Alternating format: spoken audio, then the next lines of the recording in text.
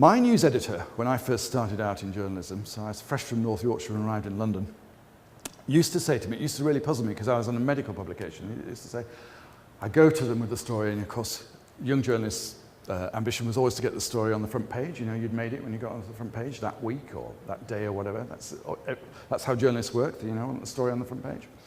And she would always look at me and go, so is it sexy? And I didn't know what she meant. What do you mean, is it sexy? It's a story about hernias or you know, antibiotic therapy or something or other. But that's not what she was talking about. And I didn't recognize that for a while. I mean, I thought, I did get a story once on the News of the World, which was about how halter neck bras caused migraine in women with large breasts. And I thought that was a sexy story, but that's not what she meant. It was, in a way, it was what she was asking about is what makes it different? What makes that story stand out from anything else? And how do you frame that standing out? So when Heidi and I worked together on what became the Klutz syndrome story, she had a great piece of research about balance and how people perceived where they were and things to do with their arm. And she explained it all to me, and I can't remember a word of it now.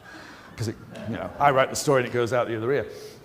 But then we got this story between us with her research and my journalist. Now, so we got this story that put together that went off and it flew. You know, it went around and it got loads of mentions and hits and wandered around. So we made it different. We made the story different and we kept it fresh and we kept it in front of people.